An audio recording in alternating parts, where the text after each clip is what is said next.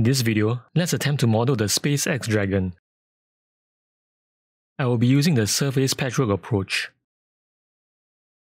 Begin a sketch on the front plane, which will be used to revolve to create the main hull of the ship. Do take note that this is my own interpretation and not meant to be an exact replica. The dimensions used here are not the actual dimensions. Create a vertical line in space. Right-click and change this to a center line. This will serve as the axis for revolving. Create a coincidence relation between this line and the origin. We want the lower point of the center line to be slightly below the origin. This point will be at the same level as the base of the model.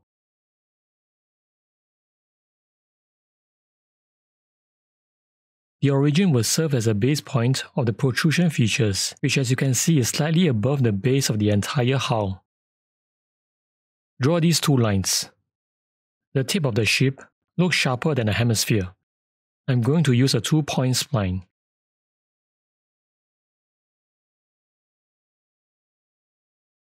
Click on the spline points to reveal the spline handles. Make the top handle horizontal. This is to make sure that the tip of the hull looks smooth after the revolve. For the other end, make the spline tangent to the straight line. Adjust the curvature by adjusting the spline handle.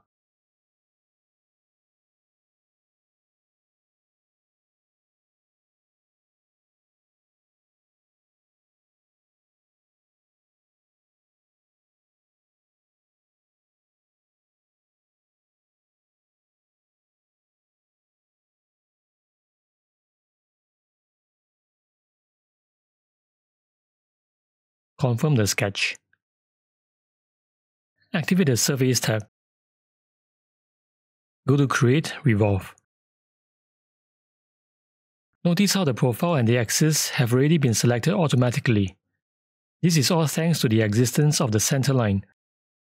So what we have here is a hollow surface body.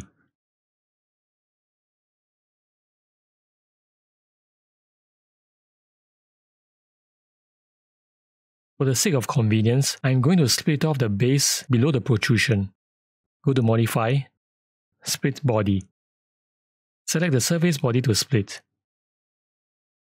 Use the top plane as a splitting tool.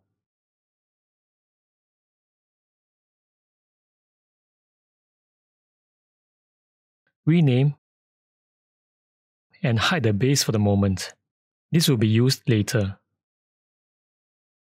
Go to Create, Root. We shall create a root surface that pivots about this edge. Drag the arrow to extend the surface. And adjust the angle using the wheel.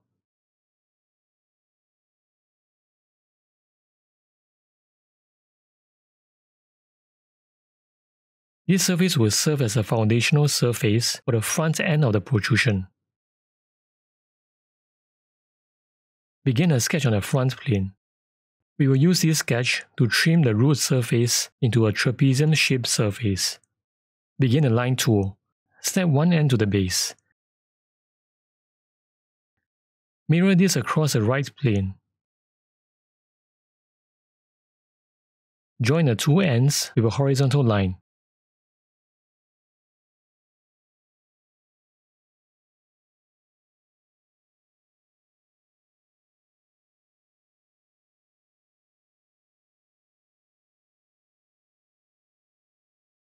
Confirm the sketch. Go to Modify, Trim. Select the sketch as the Trim tool. Next, select all the portions of the surface that we need to remove. These portions will turn red.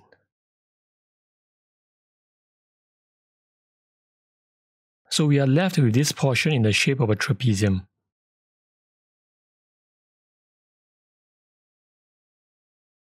Let's create another sketch on the front plane.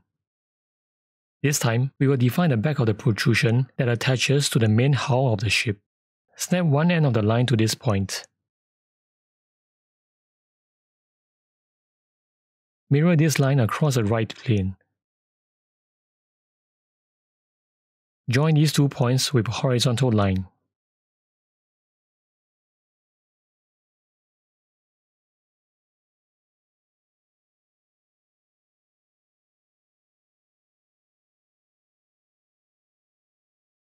use this sketch to trim the surface.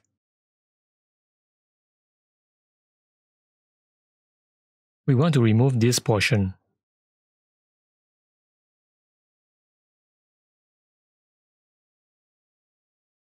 From this point, we will attempt to build a patchwork of surfaces that will create a transition from the root surface to the main hull of the ship.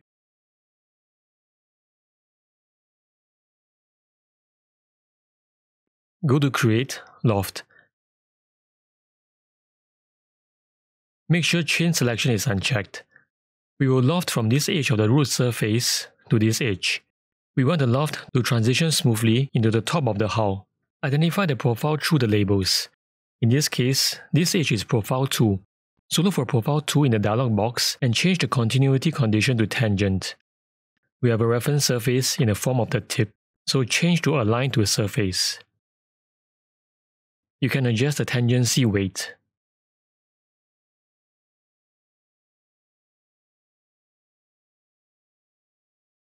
Next, we need to add a fillet to this corner.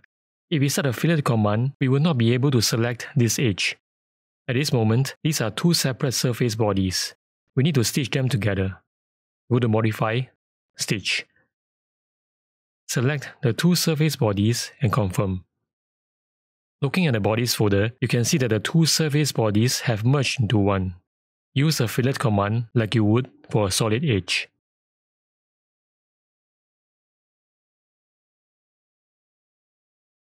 To cover up the two sides, we will use a patch command. Uncheck Enable Chaining so that we can choose the edges freely. Select the chain of edges that bounds the open gap. Leave all continuity options as connected.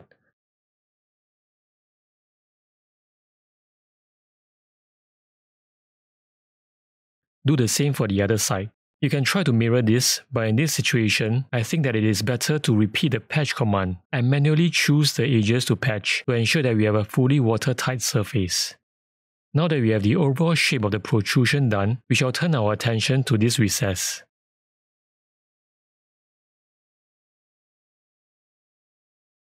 Let's create a sketch on the front plane to define the outer boundaries of the recess. Unlike the previous two sketches, I'm going to draw a center line here. In this sketch, we are going to add sketch fillets. Sketch fillets can often break mirror constraints, and this centerline would help to add more control. Draw an angled line that snaps to the base, and a horizontal line that snaps to the end of the center line. Add a fillet to this corner. I would normally discourage the use of sketch fillets, but in this case, there is no easy way to produce this fillet as a feature outside the sketch.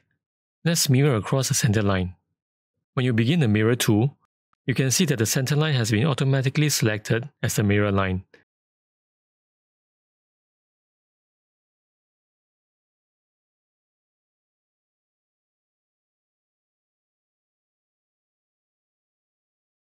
We are going to convert the center line to a construction line, as I have found that it interferes with the trim tool selection process. Begin the trim command. Ctrl-select these two chain of edges to be the trim tool, and remove this portion of the surface.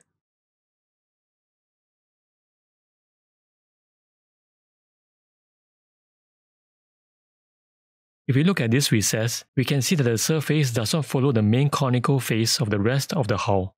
It sort of curves inwards and goes under. I'm going to interpret this as a revolved arc.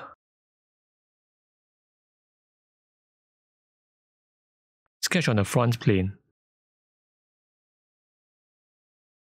Sketch a vertical line and turn it into a center line.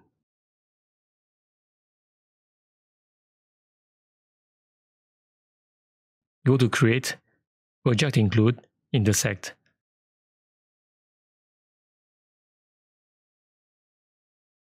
Select this edge to create an anchor point.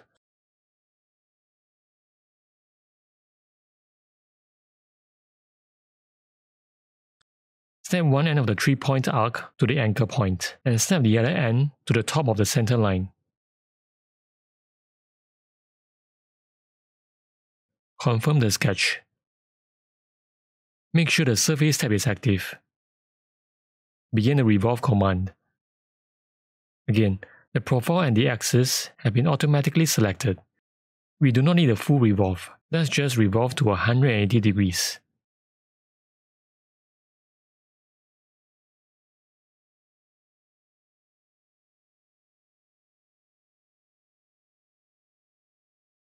It does not matter that we have a sharp point here, as we are not going to use that portion of the surface.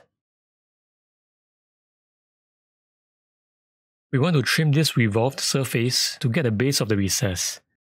Begin a sketch on the front plane. Create a vertical center line.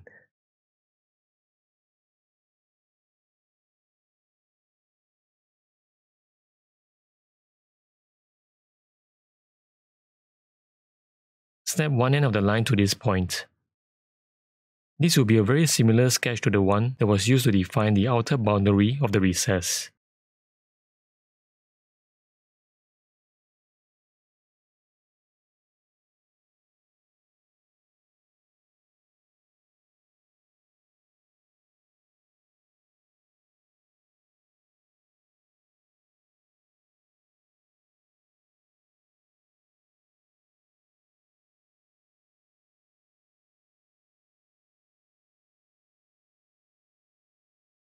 Start the trim command.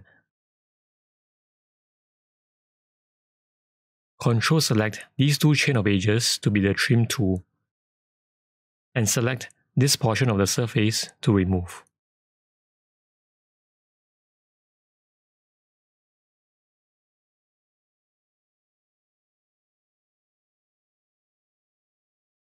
So this is the last remaining gap of the model. To close this up, we shall use a Loft command.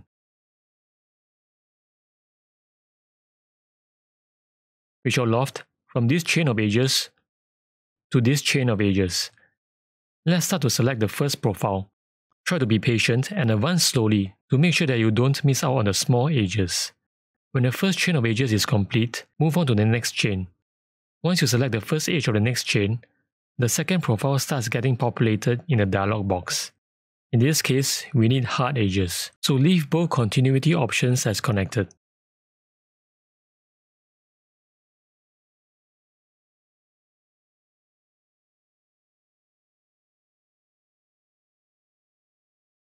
So let's unhide the base. The surface patchwork is complete. Now is the time to stitch them all together into a single solid.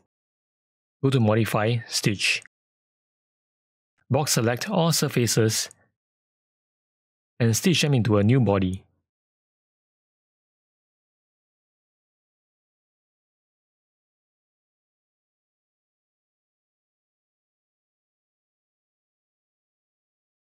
Looking at the final model, you can see that there are a total of 4 protrusions here, but they are not equally spaced from one another.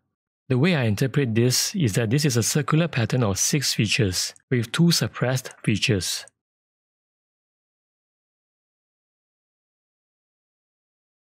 So first, let's create a sketch to slice out the portion to become the seat for the pattern.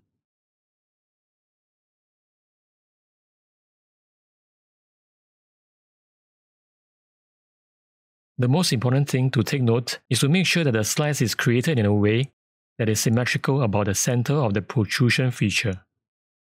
For the angle of the slice, since we are going to do a circular pattern with 6 bodies, we can set the angle to 60 degrees.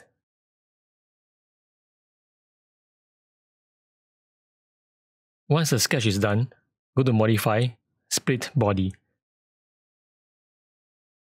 Use the sketch to split the body.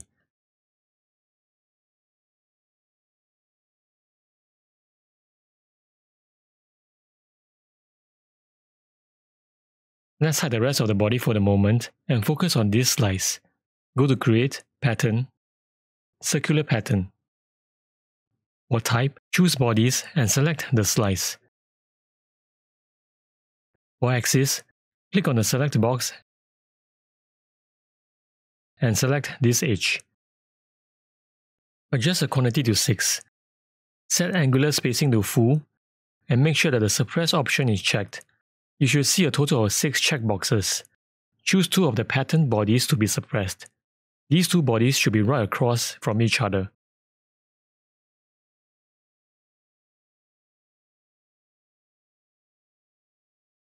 In my first attempt, I brought back the previous body with the intention of combining to fill up the gaps. That turned out to be a mistake. Remember that this surface actually caves under the main conical surface. So bringing back the original body and combining would actually change this surface. So what we are going to do here is to combine these 4 bodies.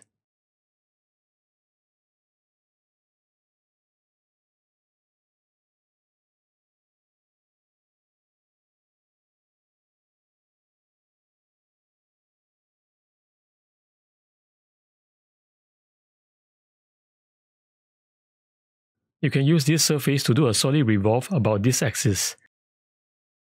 Go to Create, Revolve. Select this face as the profile. And select this edge as the axis. Set the angle to 60 and set the operation to join.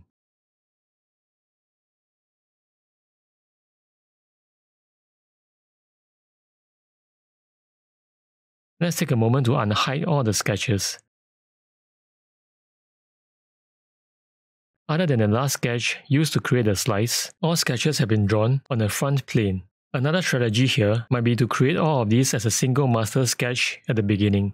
I will leave that to you to try. So hope that you have found this useful. I will see you in the next one.